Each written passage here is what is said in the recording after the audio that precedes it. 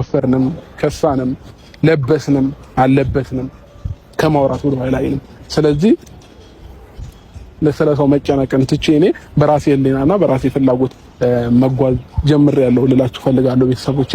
እና ለማንኛውም ይሄንን የተናገርኩት ነገር ደግሞ ሁላችሁንም አይወክልም፣ አንዳንዶቻችሁን ነው። የምትሳደቡም ሰዎች ስድባችሁን ቀጥሉ። እኛን ደግሞ ፍቅራችሁን የምትገልጹልንም ሰዎች እናንተም ቀጥሉ። እኛም ደግሞ ስራችን ተመስገን ተመስገን። እንግዲህ አብርሃም ራሱ ተመልሶ እንዳየነው እያወራና እየተጫወተ አይተናል ትናንትና። እንግዲህ እሱን አላምን ላላችሁ ለማረጋገጥ ይሄ ዛሬ ለሰው አንጨነቅም እያላችሁ መጥቷል ማለት ነው። እና ሄርሚ አሸናፊዋ ደግሞ ሰተት ብላ ከቤቷ ሄዳ የባሌ ልብስ አንጭ ብላ ስትተናነቃት ቦክስ ሳይወርድ እየተዋከሱ ነበር ዛሬ እላቸዋለሁኝ። እና ሄርሚ እኔ ጎበዝ እኮ ናት። ቤቷ ድረስ ሰተት ብላ ሄዳ ልብሱን አምጪ ያለቻታ።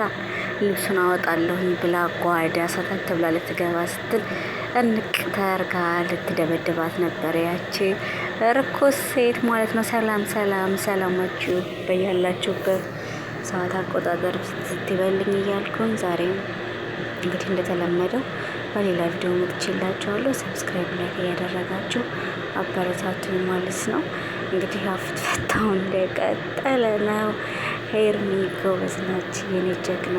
ሁልጊዜም በጸባይዋ በፍቅር ማሸነፍ የምትችለው ሄርሚ ማለት ነው።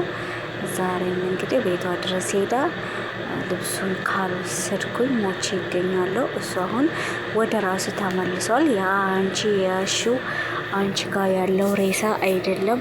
ና ስትለው ና ስትይው የሚሄድ ተቀመጥ ስትይው የሚቀመጥ ስታሹ የሚታዘዝሽ አብርሃም አይደለም ያለው። ስለ ጤንነቱ ከፈለግሽ ደህና ነው። ስለዚህ ሴትዮ ጥቅሽን ያዢ፣ ልብሱን አምጪው። የሚለብሰው ይፈልገዋል። እሱ ወደ ራሱ ከተመለሰ እኔን እንደሚፈልግ ከእኔ ጋር ህይወትን እንደሚቀጥል ታውቂያለሽ። ስለዚህ ከአንቺ ጋር ልብሱ ምንም አይሰራም፣ አሳየኝ ያለበትን ብላ እንግዲህ አሚሮ አብሯት ነበር። አሚሮ ነው የሚባለው? ማን ነው የሚባለው? ከአሁን በፊት አብርሃም ከእሱ ጋር እንዲወጣና ወደ ሄርሚ እንዲሄድ ያደረገው ማለት ነው። እና እሱ ጋር ነበር የሄደችው። በቃ አሳየኝ እሄዳለሁ። ድፍረቷ ራሱ ባታደርገው ራሱ ድፍረቷ በዛ ላይ እንደሷ እንደዚህ ዝም ብላ ልክስክስ ያላሳደጋት ሴት ብትሆን ኖሮ ማለት ነው ማለት ቤተሰቦቿን ላለማስናድ በቃ ከጨዋ የተወለደች መሆኗን ማለት ነው ሁኔታዋ ይገልጻል። ያቺ እኮ አነጋገሯ ምኗ ስርዓት የሚባል ነገር የላትም። በቤት ውስጥ ያደገች ራሷ መስልምና እቺ ስታመናጭቃት እንኳ ማለት ነው ሄርሜላ ምንም አላለችም። ስታመናጭቃት ስወረውራት አንድ ቀን እጇን አንስታና እንደዚሁ ደግሞ ስትገጥም እሷ አይቻት አላውቅም። ሁልጊዜም የምታሰቃያት ያቸኛዋ ናት። በርግጥ እሷ ትልቅ ሰው እችኛዋ ትንሽ ነች። ነገር ግን ደግሞ ቢሆንም ቁማ መመታት የለባትም። ያው ስለምታከብራት ስላችሁ እነሱ ሳይጣሉ ቀርተው ነው እያልኩ ሳይሆን፣ ግን ለሰው ያላት ሪስፔክት እኔ ይሄ ነው ልላችሁ አልችልም ማለት ነው። አስተዋይ ናት በጣም እና ወንድ ነሽ አንቺ ወይ አንቺ ሬሳ ይነሳል ወይ የኔ ሬሳ ይነሳል። እስኪ ቤቴ እዚህ ገብተሽ የምታወጪውን ነገር ያለሁኝ ባሌ የኔ ነው ይመጣል። አንቺ ሰተት ብለሽ ነው የገባሽው። ሰተት ብለሽ እንደገባሽ ሁሉ ከህይወታችን ሰተት ብለሽ ትወጫለሽ። እንዴት ነው አንቺ እኔን ከህይወታችን ውጭልን የምትይኝ? እያለች ሄርሚ ተብዬዋ ስትከራከር እያየሁ ነበረ ማለት ነው። እንግዲህ ሰው የጣሉትን ሲያነሱበት አይወድም ይባላል። በተለይ ወንዶች የጣሉትን ሴት ሌላ ሰው ሲያነሳት በጣም ነው የእግር ሰዓት ይሆንባቸዋል፣ ይናደዳሉ ምናምን ወንዶች ለሴት ማለት ነው። በቃ ሴቷ እነሱ የሚፈልጉት እነሱ ከፍቷት በቃ ከሚሏት በታች ተረግጣ ከነሱ በታችን እንድትኖር ነው ደስታቸው። የሚፈልጉትም ይሄን ነው። ከነሱ በላይ ሆና ማየት። እነሱ የጣሏትን ሰው ሲያጌጣት አይወዱም ማለት ነው። እና እንግዲህ በሩታ ላይ የሚያየ ነው ይሄን ነው። እኔ የጣልኩትን እንዴት እሷ አንስታ ታሳምረዋለች? እንዴት ደስተኛ አድርጋ ታኖረዋለች? እንዴት በቃ ከኔ የተሻለ ኑሮ ለምን ይኖራል?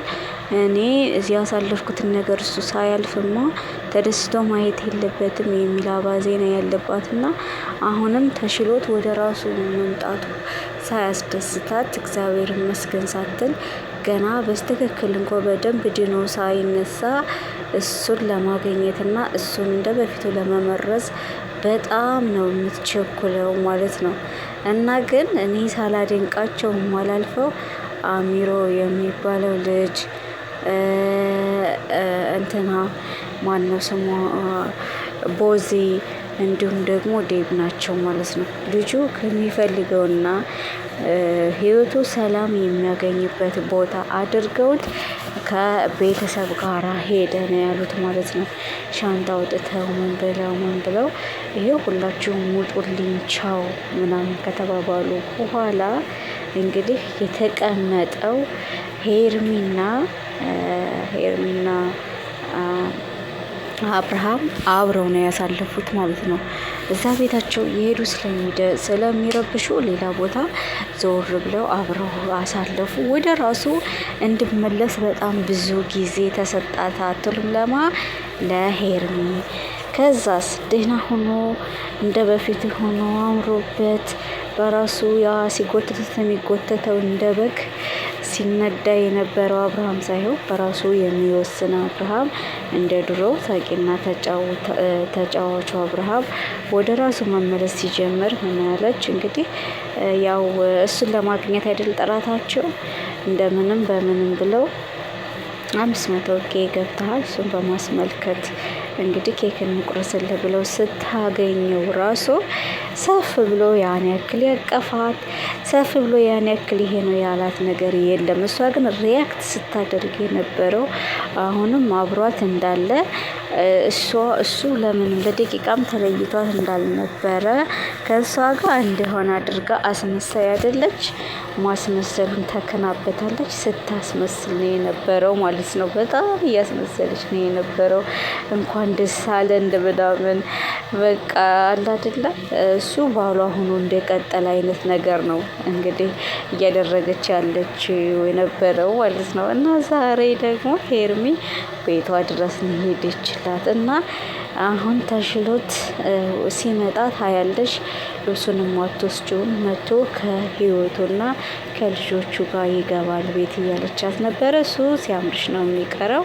ወደ ራሱ ከተመለሰ በኋላ ምርጫው እኔ እንደሆንኩ እያወቅሽ ሙድድ ግጥጣ ትበይ ከህይወታችን ውጪልንና ህይወታችንን እንኖርበት ስትላት ራስሽ መውጣት እንዳለብሽና ላስታውስሽ የገባሽው አንቺ እንደሆንሽ የሚል መልስ ነው የሰጠቻት ማለት ነውና መቼም እንደማትረታ ሩታ ታውቃላችሁ። እንኳን ለሄርሚ ለማንም እሷ አትረታም። ነገር ግን የአብርሃምንና የሄርሚን ሰርግ በመጠባበቅ ላይ ነው ያለነው እኛ ማለት ነው። ምክንያቱም ይሄ ወደ ራሱ የመለሰችው የድሮ አብርሃም እንድመጣ ያደረገችው ሄርሚ ናት። ከአባቱ ቤት ወይም ደግሞ ከእናቱ ቤት አልሄደም። እነሱም እኮ የሚገርማቸው እየደወሉ ነው ማለት ነው። እየደወሉ